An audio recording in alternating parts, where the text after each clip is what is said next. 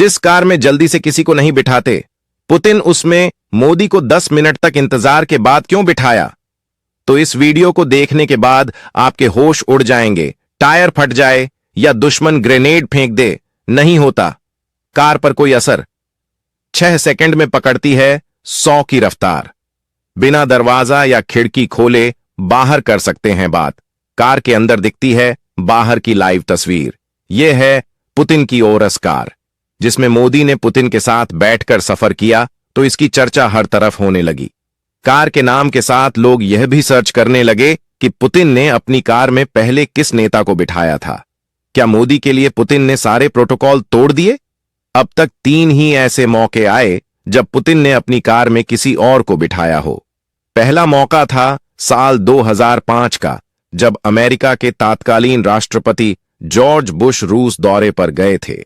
उस वक्त पुतिन ने उन्हें अपनी कार में बिठाया था। हालांकि तब पुतिन के पास यह और कार नहीं थी। दूसरा मौका था जून 2024 का, जब पुतिन उत्तर कोरिया की यात्रा पर गए थे।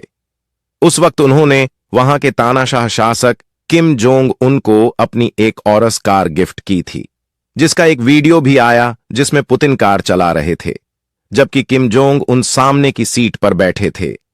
जबकि तीसरा मौका था अगस्त 2025 का, जब अलास्का में ट्रंप और पुतिन ने मुलाकात की। उस दौरान ट्रंप ने पुतिन की कार में सवारी की, लेकिन यह पहला मौका था जब पुतिन अपनी कार लेकर करीब 10 मिनट तक इंतजार करते रहे। पहले से कोई प्लान ना होने के बावजूद पीएम मोदी को बुलाया, अपनी कार में बिठाया और करीब 50 मिनट तक दोनों नेता एक दूसरे से बातचीत करते रहे। तस्वीर में कि मोदी और पुतिन ही दिख रहे हैं, इसलिए कई लोग यह भी पूछने लगे कि क्या दोनों नेताओं ने अंग्रेजी में बातचीत की, क्योंकि कोई ट्रांसलेट वहां नजर नहीं आ रहा है। पर इनकी बातचीत किस भाषा में हुई, यह जानने से ज्यादा जरूरी है पुतिन की कार की खासियत। कहते हैं इस कार के नाम में ही बड़ी कहानी छिपी है। इसके शुरुआती 2 शब्द ए का मतलब है सोना, जबकि आरयूएस का मतलब है रशिया यानी रूस, जिसे रूस की ANMI संस्थान ने डिजाइन किया है। इसकी खासियत इतनी तगड़ी है कि सिर्फ एक बटन दबाते ही अंदर बैठा व्यक्ति बाहर किसी से भी बात कर सकता है। उसे कार की खिड़की या दरवाजे खोलने की जरूरत नहीं है। यह कार एक अभेद्य किले की तरह है। अगर दुश्मन ने टायर में गोली मार दी या केमिकल फेंकने का भी प्लान बनाया, तो उसका भी इस पर कोई असर नहीं होगा, क्योंकि कार में 6 सेंटीमीटर मोटा बुलेट प्रूफ ग्लास लगा है।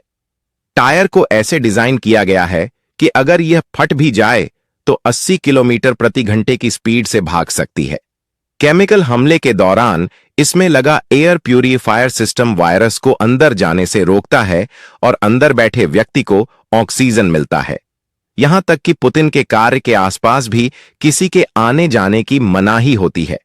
लेकिन यह तस्वीर साफ इशारा करती है, ट्रंप जो डर टैरिफ लगाकर दिखा रहे थे, उसे मोदी पुतिन की जोड़ी ने हवा में उड़ा दिया और यह कार डिप्लोमेसी, भारत रूस के संबंधों को नई दिशा देने वाली है। खास बात यह है कि पहले जिनपिंग ने मोदी को वहां घूमने के लिए करीब 6 करोड़ की कार दी थी।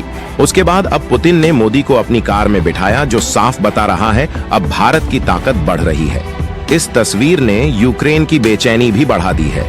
वहां के राष्ट्रपति जेलेंस्की यह जानना चाह रहे होंगे कि इन दोनों नेताओं की यूक्रेन को लेकर क्या बात हुई, क्योंकि पुतिन ने द्विपक्षीय बातचीत के बाद भारत और चीन दोनों का शुक्रिया अदा किया।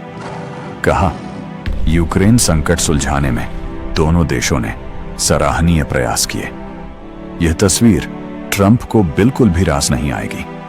तो वीडियो को लाइक करके